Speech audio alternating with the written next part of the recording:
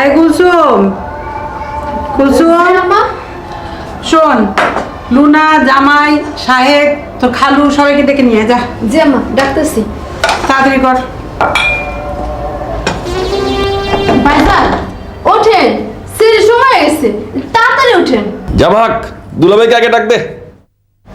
আজকে আবার হোস্টেল এসে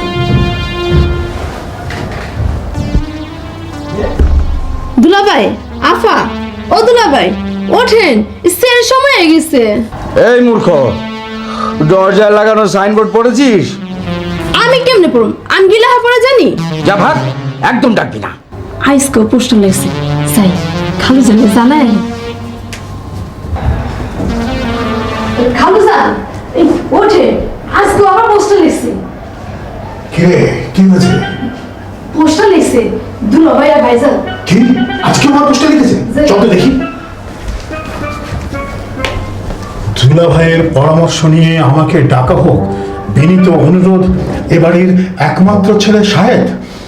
দেখো দেখো, তোমার এক গুণধর যোগ দিয়েছে ওই গর্ধবটার সাথে। এই শাহেদ, শাহেদ, এই শাহেদ, ওঠ। জি বাবা। কি কি জি বাবা, জি বাবা? এবারে তো হচ্ছে কি? এবারে যে সমস্ত হচ্ছে নাকি? এগুলো কে লিখেছে? এগুলো কে লিখেছে? জি বাবা। কি জি বাবা, জি বাবা? আমি জানতে চাইছি এগুলো কে লিখেছে। দুলাভাই বলেছে আমি লিখেছি।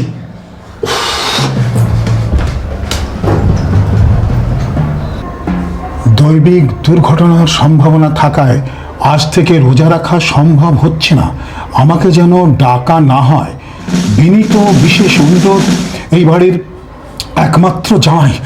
উফ, এরপরেও আমাকে ধৈর্য ধরতে বলো শাহেদের মা। সহ্যের তো একটা সীমা আছে। এই লুনা, লুনা, ডাক ওই গর্ধবটাকে ডাক। আজ ওরই একদিন কি আমারই একদিন। রোজা নিয়ে ফাসলাম। দাঁড়া। এই লুনা।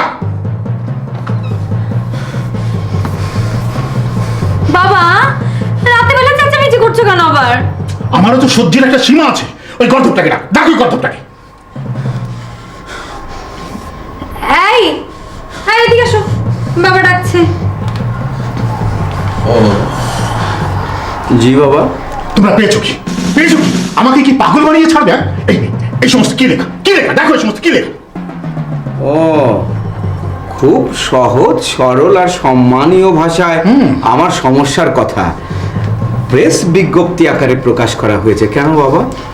লুনা, আমি বলে দিলাম কাল ভোর বেলাতে ওর হাত ধরে তুই বাড়ির বাইরে চলে যাবি। তোমাদেরকে আমি আর সহ্য করবো না। কেন? আমি আমার শ্বশুর বাড়ি ছেড়ে চলে যাব কেন? দরকার হলে আপনি আপনার শ্বশুর বাড়ি থেকে কিছুদিন থেকে আসুন না। এবং তাতে হবে কি, আপনার আমার মধ্যে যে সংঘাতগুলো আছে সেটা অনেক অংশে কমে যাবে। শাহেদের মা, শোনো শোনো, আমি আর সহ্য করতে পারছি না। আমি পাগল হয়ে যাবো। এই কোথায় আছিস তোর? আমাকে পানি দে, পানি। আমার মাথায় পানি দাও। উফ, আমি আর সহ্য করতে পারছি না।